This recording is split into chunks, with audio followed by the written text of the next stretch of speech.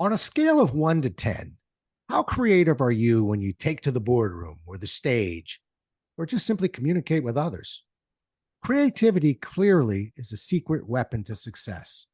Well, let's have ourselves a pocket sized pep talk because with me today is the most creative sales mind and presenter I've ever met.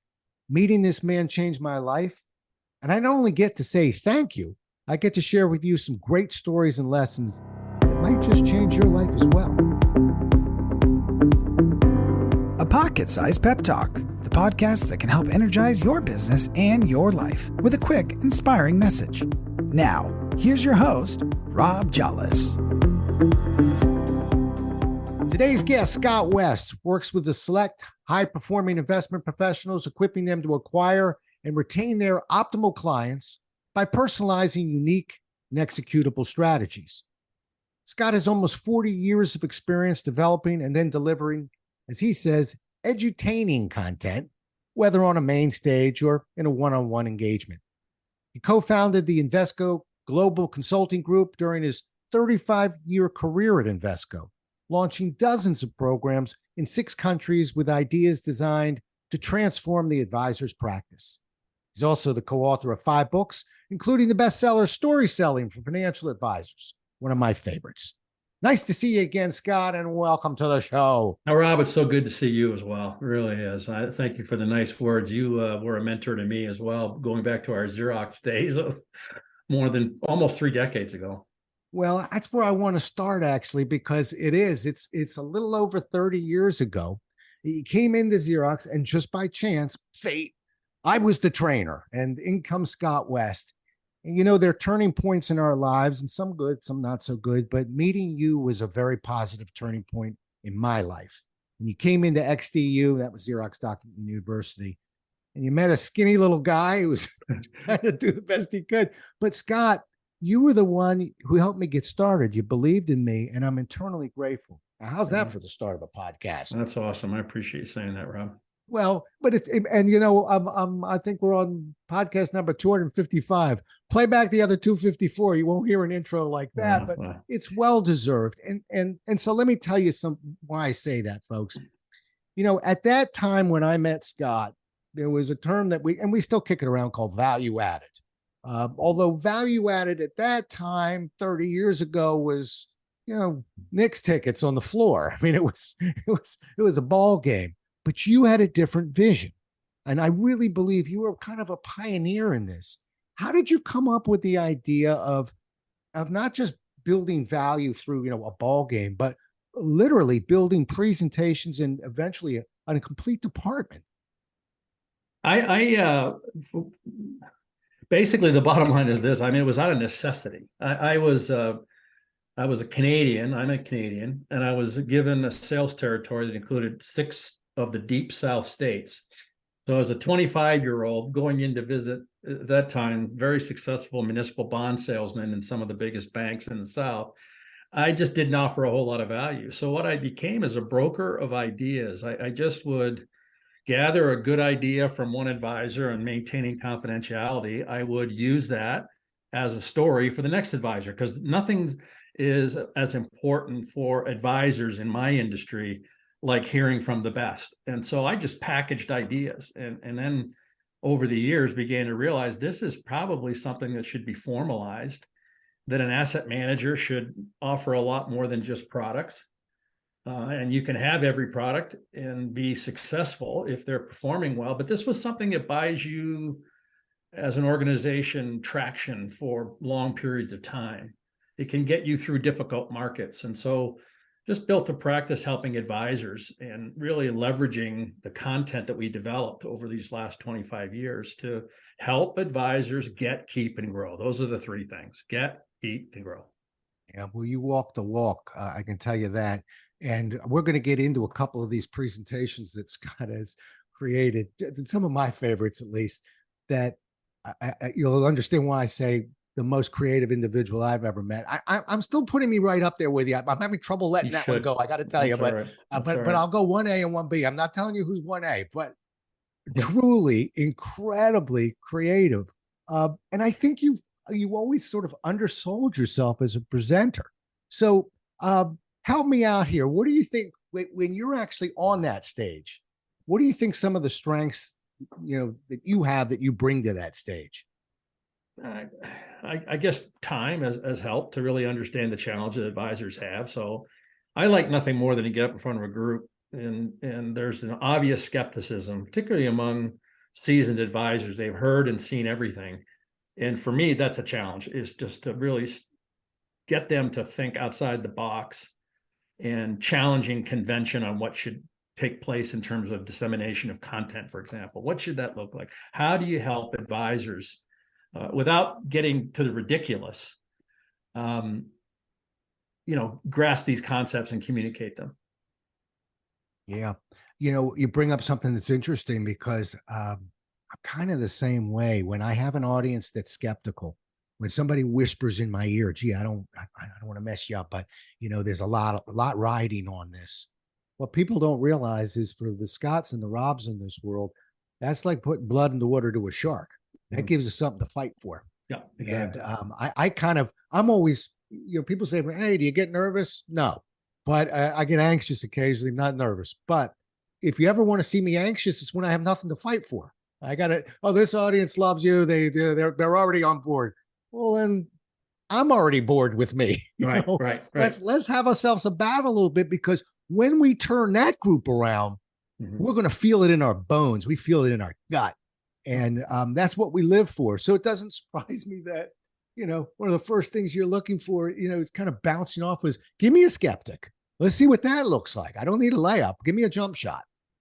Yeah, and it's really understanding the difference between a skeptic and a pessimist, right? I mean, a skeptic, the actual definition of skepticism is temporary, healthy delay of judgment, versus a cynic. Like, I think one of the biggest problems people have is they think there's only two categories of people. There's pessimists and there's optimists, and they're really easy to identify, right? An optimist gives you the energy to get through the day. We love those conversations. The pessimists, those are deflating, and we want to avoid those. And then there's this middle group that we've sort of just misidentified, and that's probably 40 to 45, maybe more % of your client base who are truly skeptics. And we treat them like cynics or pessimists, and we just create bigger walls to get over. Rather than embracing the skeptic and avoiding those words, it actually comes down to words. I've spent a long time in my career studying language and words and principles, and ultimately it comes down to that in the conversation. What are the words you use? So I think taking risks is really important, and thinking outside the box, and that's something I've tried to do over my career. So I'm going to suggest 4 words that cultivates the interest of a skeptic. First of all, you got to begin with the understanding that skeptics are just doing what they do. It's not a bias necessarily negatively. So here's words that encourage the conversation with a skeptic. 4 words: weigh, W-E-I-G-H, sort, balance, and consider. Those are 4 words that enhance the conversation with the skeptic. They encourage the skeptic. There are words to avoid. So here's some words to take out of your language when working with skeptics. But, however, unfortunately, you moron. Those are the 4 that we really... You moron? Was that the 4th one? Did you forget the 4th one? Is that really the 4th one? That was the 4th one. You moron. But it really is, if you think about that word, but, what if we could just take that out of a vocabulary? I try to make that a mission for me, because we don't mean it the way it's said, but you make a really good point, Rob. But what I've just done there is dismissed everything that went before it. Yeah, I didn't mean to do that. That's a death knell for skeptics. So I think one of the things that we should begin to look at is categorizing our clients in those 3 buckets, and try to eliminate as many as you can from the pessimist, energy, draining relationships. But really be honest about the skeptic, and don't be threatened by them. Encourage it. Right. Yeah, that was the point I was driving to. If I want to sell a seminar, I literally ask them, put in the skeptics. See, if you put in people that have all our books and can't wait to see us, I don't know what you're evaluating, but put in the skeptics. And if they say that's the real deal, we've got a client. So I'm with you on that. Let's keep driving. Let's go to some of that creativity. So one of the presentations I want you to talk about a little bit is language wave. Mhm. And but when you talk about it, talk about what was on the table. Talk about the creativity that you put into that presentation. And the floor is yours, but people need to hear this. Yeah, I mean, one of the first programs we built, again, this is for use by an asset manager to create differentiation among advisors. But we talked about the entire retirement challenge, and we started doing this back in 1992. Obviously, it's become even more pronounced, and there's so much being written about how to have a successful retirement. But back then, we developed a program that was based on a lot of theory about what it's like to turn 65, but there was nothing really practical in terms of the tools to use. So we actually partnered with a hospital down here in Florida that puts their nurses and employees through older adult sensitivity training. And so we packaged that and began using it with advisors to give them a sense of the physical, just the physical impairments of sight, hearing, dexterity.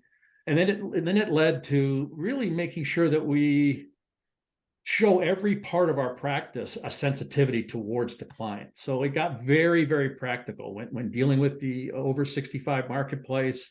Your office had to be attuned to communicate a story that you wanted your practice to tell, and also gather the story from clients. So all that came to a head, and I did a presentation for a large group in Orlando, and I actually had a professional makeup artist from Universal Studios turn me into my father. And I did this 20 years ago, so it was a little easier. I came out completely done up with 3 hours of makeup as my father, as the speaker. And the guy that invited me to the presentation, of course, he's sweating bullets because he doesn't see Scott. He sees Scott's dad. And why are you there? And I said, well, I need to introduce Scott because this is a topic that means a lot to me. And so I literally got up in front of those 250 people and started a presentation from the perspective of an 80-year-old man, and how you deal with miscommunication, confusion in the financial world. And then about 3 minutes into it, I tore the mask off by saying that I may look older, but I feel just like that 45-year-old. And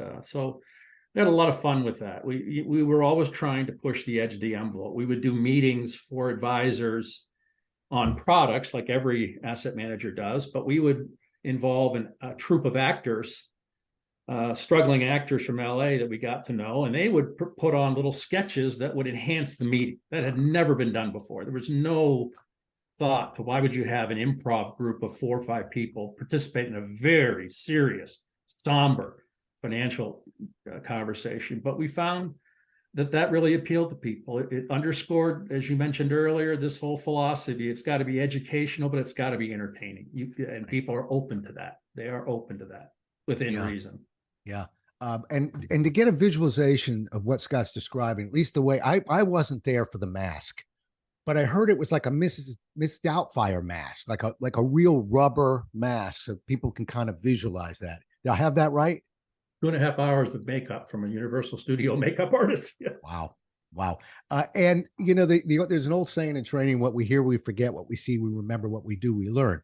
So I'm going to put a button in what you said, go back just a little bit and tell you, when Scott says sensitivity training, because I saw this part, there were boxes on everybody's table, and you opened those boxes up and you put on sort of cardboard filtered glasses that made you myopic, that made you farsighted, and then said, okay, now you read the business card. How does it feel for you? And I watched people transform and truly begin to understand. And I remember, at least the one I saw was for the banks, where we tend to have potentially a slightly older clientele going into the banks. So we can stand up there and say, we got to be more sensitive. Or we could, when I say creativity, now you know what I'm talking about. We got a man walking in with a Mrs. Doubtfire mask on, male, of course, and then with boxes on the table, so people experience what their clients were experiencing. And from the side of the stage, I never forgot that presentation, and I thought it was just a classic example of there's creativity, and then there's what I'm seeing, and I never saw anything like that before. Mm-hmm. Mm-hmm. It's amazing. And you were talking about the improv.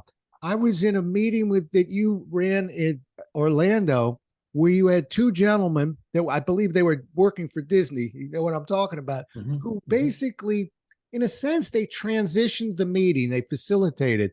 They came in a little bit late with a spotlight. It was hysterical. One was dressed like he was going out on the beach, and the other was in a business suit. And they bickered and argued. And in bickering and arguing, they were introducing speakers, telling us when lunch was. What? Was that the only time you did it, or did you dip into that well a few times? We went a few times with that, and the response was really positive on that. Listen, you're talking about people that get invited to meetings every month. I mean, so they're used to going to a home office in Boston or New York or wherever and being bored. I mean, that's normally what happens at those. It's a download of information, all facts. And like I've said before, if you stick to the facts don't stick. If all you do is communicate statistics or facts, or a product that happens to be hot, you run the risk. You run the risk that of retention and penetration with that relationship. So I really believe that it has to be a balance in some way. Yeah, and I'm glad you got to that piece, because I had read that where you were talking about if you stick to the facts don't stick. And I'm glad you sort of put some words behind it, because I was looking at that, kind of scratching my head and thinking, classic Scott West. I'm going to have to unpack that. It makes a lot of sense. I'll tell you something else that makes sense, that you and I are lined up on it. And, you know, as much as I'm fawning over Scott West, Scott and I don't see each other very often. So we're sort of rekindling this friendship. And so you may not know this about me, but you write about the fact that advisors reject the title of salesperson. I've written a book that really goes into the fact that they're not the only ones, that people really struggle with that term. And yet we may be the most important people on the face of this earth. I'd be happy to defend that, but you're my guest. Tell me, in your mind, why people need to be reminded that not only are salespeople, critical to conversations, and often conversations about persuasion, but I think critical to the way we function as a society. Now, I might get a little deep there, but I'm turning it over to you. Yeah, I don't know that, Rob, you've always been an advocate for the salesperson for your whole career, and you've never shied away from that word, salesperson. But I think there has been, at least again, and I'm speaking for just one industry, there has been an aversion to that word over time, that there's somehow maybe some experiences people have had that they associate negatively that term. That's the best I can come up with, because we are in conversations of persuasion every day, every single day. And is that a synonym for sales? Yeah, I guess it is. But I think, salesmanship is not dead by any stretch. And you can make it more complicated, and you can add degrees and certifications and job titles. But at the end of the day, you're persuading people on a course of action that you believe is right based on the due diligence you've done. And there's nothing to be ashamed of in that. Absolutely. A matter of fact, what we're talking about is helping people over their fear of change, helping people to fix problems when they're small before they become large. Because once they become large, we don't have to worry about calling them. We'll get the call. The problem is what damage has been done. And so I really feel it's a responsibility that we have. Scott, have you seen the commercial? I'm going to beat him up a little bit. First of all, I am a Capital One customer. Now get ready, because I'm going to beat him up just a little bit. Capital One has been running. They only ran it once, but they don't run it anymore. I really jumped on this about a year ago. What's in your wallet? Terrific campaign. I have no problem with it. But one of the first ones had a man, the individual who does all the commercials, say, "We're here to help you, not sell you." And that one just stuck in my gut, because now we have a financial institution saying, basically putting in conflict the term, if I'm selling you, I guess I'm not helping you anymore. Right. Does that ring? Does the commercial ring a bell? It doesn't have to, but what do you think of a bank making that statement? Well, again, they're denigrating the role of the salesperson. So they're making a big stand when they say that, right? And at the end of the day, it's just a word, but the meaning of it has not changed in 30 years. We're still taking people like, it was the whole reason for writing the book Story Selling. We're taking people on a journey And only one portion of it is the dissemination of facts. The rest of it is great discovery, asking the right questions. Look, Language Wave, the program we were talking about, the over 65, the low-hanging fruit is what you do to make the conversation easier with an older client. For example, I have an estate attorney down the road here, and I go into her office and she's got business cards that are 40% bigger. And there's always a little jar of readers in the conference room. Those are little tiny, but yet really sensitive ways. There's no carpet on top of carpet. There's ceramic rugs with mugs with handles, but not styrofoam. That's the low-hanging fruit, what not to do. Here's the positive side of that. You have an opportunity to take advantage of the changes that take place as we age in the way that you quote unquote sell or persuade. And so the easy stuff is what not to do. The stuff to do is to be incredibly curious, because to the extent that older clients, their ability to process information, maybe that's declined a little bit, but their long-term memory, what's hardwired in their knowledge never changes. And so I like to say, think of the next 75-year-old walking in to see you, and behind them is a vast warehouse of memories. That's what they're sure of, the memories. Your challenge is to connect whatever you're trying to persuade them to something that they understand. It's making the unknown known by using the familiar is another way to say it. Right. That's almost a mantra in that book. Right. As I recall. And it becomes more critical the older we get. We started writing about this in 1990. We're now in 2023, and it's personal. Didn't it just come out, Scott? Didn't it just come out? I was looking online on Amazon. There's a 2020 version of the book. We updated it. It was released in 1999, and it had a good run. And we re-released it, calling it Story Selling Revisited, with 3 new chapters. So, right. But the concepts are still there. Yeah. My dad, before he passed, had Alzheimer's, but it was fairly well managed. But to your point, he obviously struggled with short-term memory, and we assisted him and helped him with that. But long-term memory never faded. He would be, a matter of fact, it seemed to be almost more acute and intense as he got older. So it certainly validates your point. And, as you talk about the low-hanging fruit and the different banks, I don't know if I ever told this one when I was working with you, if you ever saw me tell this one on stage, but I would always play with an audience, and I'd say, okay, banks, let's see how creative you are. My folks are in Florida. They've moved a couple times, but they still go to the same branch, and they are loyal to it. And, why do you think they go to that branch? And they put up their hand, they go, they know their names. Like, not exactly out of the box, but thanks for playing. Coffee, they're serving coffee.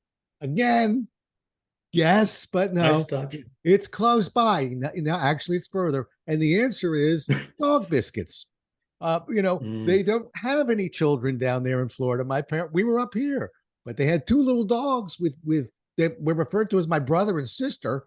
And the fact that they had cued into that and would slide that deposit slip back out with 2 dog biscuits, my folks were driving by 15, 20 different banks to get to that bank. So it speaks to creativity, thinking out of the box. It's amazing to me. And there's ways to, get creative. One of them is to have a real fanatical curiosity about your clients. And I think that gets to one of the core issues, is I don't think we have that insatiable appetite. Ask yourself, when was the last time you met somebody and for 15 minutes they asked question after question about you? And they weren't stalking you. That's a difficult thing to say you've had happen. It just doesn't happen very often. People generally enter conversations with questions that are masquerading, but they're just statements. And they're not really disciplined in the way they gather the information and the life story of a particular client. That's what's really critical about it, is the whole issue of curiosity. The more curious you are, the more attractive you are to people. Yeah. And you build up equity quickly by asking great questions. Yeah. And the amazing thing, Scott, is when you're asking those questions, it doesn't necessarily feel, particularly if we remind ourselves what an open question is, so it's not an interrogation, but it doesn't feel like, it feels like a 50-50 conversation. And I can, to your point, my wife's father was an ambassador. And I met him a few times, but the first time I met him, she said, you're going to like him. Everybody likes my dad. I'm like, well, I'll be the judge of that. Right. And I walked out, 20 minutes later, whatever it was, and thought, wow, what a great guy. And I said to my wife, he really is. What a nice guy. He said, you do realize he doesn't talk. He's not. What did you learn from him? Like, nothing. He was lobbing these very well thought out, open ended questions. Scott, he was listening to the answers. Mm-hmm. He was, facially, not verbally, he was locked in. And I only know what he was doing for the second time. I was waiting for him, and it was brilliant. He was just in the moment. I didn't even feel like he was thinking of the next question. He was just processing what was saying and selling me on the fact that he was enjoying the conversation. And I could certainly tell why he had been an ambassador. He was amazing. Yeah, true curiosity is an act of humility. It's granting status to the other party, and that's what makes it so attractive. And yet we don't typically focus on that as an art, the art of curiosity. Yeah. And I think it's really critical. I smell a book title. Actually, I've always wanted to write something about the art of curiosity, because there are some process behaviors, and sometimes, me, I'm a former Xerox guy. I'm always looking for a process, but sometimes it's not so much a process, but some key moves that we can make, and each one in its own value improves our position. So one alone, we go, if I do that, I'm all of a sudden great. No, but what if I give you 15 more? And what if we start bundling these together? That's how we hear even salespeople. They'll tell you they're lucky. Not as lucky as you think. They're doing a lot of little things really well, and so it's not necessarily this systematic process, but just a lot of very smart actions and behaviors. We'll need to talk about that one a little bit. You and me. I smell something. All right, I'm going to hit you with a question that from left field, but I hope you can appreciate the way I'm going to ask you. I'm singing your praises as a presenter, and yet, correct me if I'm wrong. I've never asked you this before. I think in your heart you're an introvert. Am I right? Absolutely. Okay. Yeah, so here we got a guy that is this presenter that said, for the introverts who are listening, how do you manage that? Because when you're doing your job, when you put on that Michael Jackson white glove, you're a big time extrovert. But how do you manage that? I think just being aware of it. I mean, I remember when I was a college kid, and one of my jobs was to take some of the speakers that would speak at the college back to the airport, made a quick $25. And I'll remember one guy, I'll never forget, he was so energetic, and I just thought he was a tremendous communicator on all the key fronts. Driving him to the airport, I bet we had a conversation of maybe a dozen words. He was an introvert, and he just was gathering energy from himself, not from others. And so for me, it's been just being aware of it and realizing that there's a limit to how much I can be extroverted. And then and not being worried about the alone time and getting energy from yourself, not necessarily dependent on it from other people. So yeah, I'm an introvert. Yeah. Well, I'm going to tell you something that I've just been realizing this last year.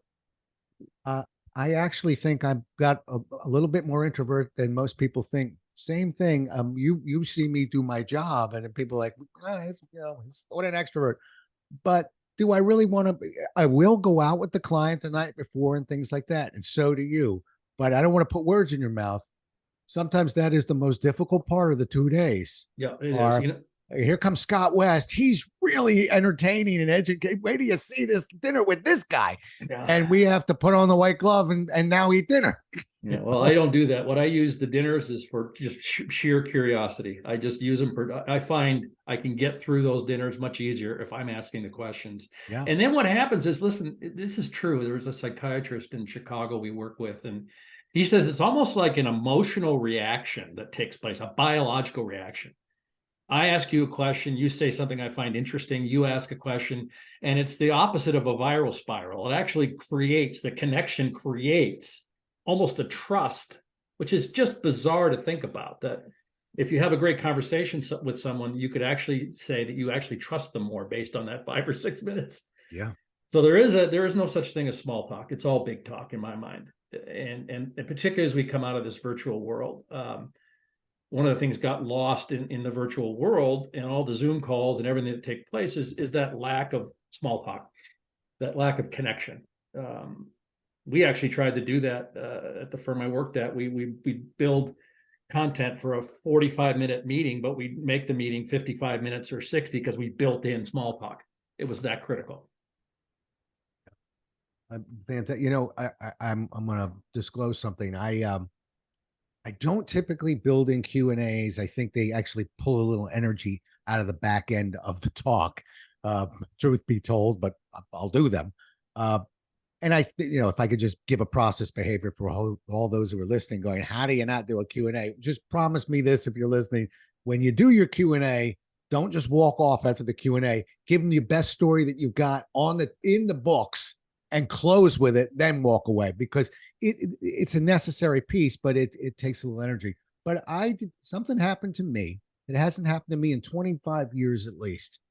And that was, I was just sort of scooting along, and all of a sudden I look at the clock and I went, I must have misread it. I was going fast. I never go fast. I speak fast, I mean, when I say fast, I mean, I was 30 minutes fast. And I turned it into a facilitation conversation, not as like a quote unquote Q&A. I got to tell you something, Scott.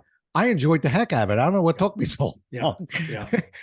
I've always kept them away because I thought they pulled energy down. But if you can facilitate it properly and you get into that audience and you really work with what you've got there, it's going to take some mental agility. Yeah, I would never, ever end a presentation with questions. I've worked so hard to control the environment. Right. I am not going to turn it over to somebody that is late for lunch or had an argument with their wife this morning. I am not going to do that. I'm not going to. It leaves too much to chance. Yeah. So I'm gonna manage expectations up front about when I want to take questions or where afterwards they can reach me, and then, like you said, I control the way that finishes. That's I've learned that the hard way. So glad you said that, by the way, because I really was thinking, I hope my buddy here isn't upset at me, because it's sort of weird when you're listening to two professional speakers say, we're not big on the Q&A. We prefer them anywhere along, but we're bringing this ship in for a landing. We're creating this momentum. The close is one of the biggest parts of our presentation. And when we go, and now some questions, and frequently there might not be any, and the one thing you don't want is an audience feeling sorry for the speaker. So, by the way, I've already got questions in my hip pocket, and I'll ask them of me, get a little giggle, but get things moving. Point being, it's sort of it's a weird thing to hear a speaker say, not huge on Q&A, but I'll meet you in the middle, like I said, and say, how about have some questions in your hip pocket, so that you don't make the audience feel uncomfortable. We're allowed to feel uncomfortable. They can't feel uncomfortable. And then, actually, there's an article that came out today. Think like a juggler. You start with, as a juggler, and I was a juggler. You start with your second best trick. That gets the audience, and that means my second best story, my second best quote, analogy, whatever it is. But I'm closing with my best trick, my best story, my best analogy, despite that Q&A. But we have to be careful, because sometimes the people who are handling it will almost push us off stage at the end of the Q&A. You have to kind of grab the mic and hold it. Go, thank you. I would like to finish with one last story, if I may. And right. but it's like your arm wrestling. Now, they don't mean to. They're fine. But I'm telling you, you have to make that happen, or you're going to get shuffled off with, okay, thank you. And that's not sticking your landing in gymnastics. That's so true. But again, you can manage and massage the way, if it's a small group. Yeah. I don't stop. If I do breach that rule and ask for questions, I never questions. So fair game, have at it. I would say more questions along the line of, so based on this, what do you think you can do with this tomorrow? Yeah. How does this fit with your, whatever, the way you practice? So it's directing them to a positive. And if they still want to say, I learned nothing, you suck, that's fine too. But that requires a little more effort than, hey, any questions out there? Yeah. That's really smart, Scott. I'm glad you threw that in there because that's why it worked the other day. I didn't ask them for questions. I asked them questions, Correct. and that got it going because I was walking around going, why was that so good? That's what happened. Now, once we got that rolling and it became safe, then a few came back my way, and then we were fine. We were dancing, but the fear was, do you have any questions of me for any speaker? All right, I got to bring us in for a landing here too. So, if last question for you, if you could, yeah, let's do this. If you could whisper into somebody, a presenter's ear before they went on, and maybe they're a little bit anxious and this kind of new to them, and you just wanted to give them one or two pieces of advice, real simple, what would it be? Wow. Well, I'll give you one that's kind of just one little checklist thing that I do. I never, if it's possible, get up in front of a group for the first time. I've always got up in front of that podium at the break the night before. So just this is very small and a very tactile answer to your question. There's a bigger answer, but I think putting yourself in a place you can win. And I'm always one that likes to be in front of the room before the room gets filled. So I think that's really important. But if I was to say one thing, it would be, I would say to someone like, you've made a big effort to get here. You've now got the opportunity. You've got this next 45 minutes. Why are you so passionate about this subject? Why do they need to hear this? And you have to have that conviction. For me, I like looking at people that are disinterested or looking at I want that challenge, like we said earlier. I want that. I want to see them drop their phone and begin to engage, But it's about, there's too many speakers that don't have conviction when they get up. And it may be the first time or the 100th time. But I think that the big swing thought for me is just getting excited. Like, you guys aren't going to believe what you're going to hear. I've said that to myself a million times as I'm standing at the back doing calisthenics to limber up. You're in luck to hear me. Yeah. That's what you have to answer. Oh, I love that. I really do. I do. And to your point, I always walk a room. We always walk a room. I mean, I'm rehearsing how I'm even going to get up on that stage. If it's a short stage, I actually practice jumping off it a couple times because sometimes I want to get off there. I don't necessarily want to walk to the edge, take the stairs. Depends on how high up it is, but you want to rehearse that a little bit. Make sure that's doable. Can I jump back on, or do I need to take the steps? You want to take that guess in front of the audience. So I do a lot of kind of walk. I also look for hot spots on that mic. If it's a wireless, where can I get to? Sometimes we get too close to those side speakers. We get some feedback. If you do that, you're removing a lot of unknowns. So you're actually calming yourself down. So I do like that. And I'm with you. I'll tell you, I go a little further. I sometimes look at myself or whisper to myself, how lucky are you today? You get to look what you get to do. So true. Flying here wasn't so easy. The hotel was this, all that. But how lucky are you? Because in a minute, they're going to call your name. And guess what you get to do? Mm-hmm. And it's, boy, I'm at it for over 40 years. It doesn't get old. Not for me. And I'll tell you what, you scratch the surface on it. There's a lot that I teach advisors on the top 10 things to do beyond just the normal speaking things. But you mentioned something real. I'll close with that. But I think it's important to develop this sort of concept that when you're in front of a group, particularly if it's a group less than 100, you can view the group almost as a heat map. Okay, so there's going to be some red heat mapped area where people are with you, they're smiling, they're giving you the feedback. That is red hot. There's also going to be other sides of the room where it's cold. It's pale blue.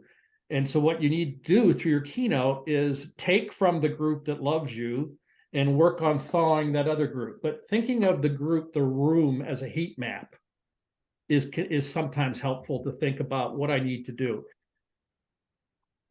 I told you he was creative. That's cool. What an interesting way to look at that. That's fantastic. Yeah. Well, Rob, I just want to say, you said a lot of nice things for me. You've been a mentor to me as well. And to, just all, I still say stuff that you've said to me. I'll tell you, people don't fix small problems, they fix Big big problems. problems. There you Right? go. So you've left a lot for me to.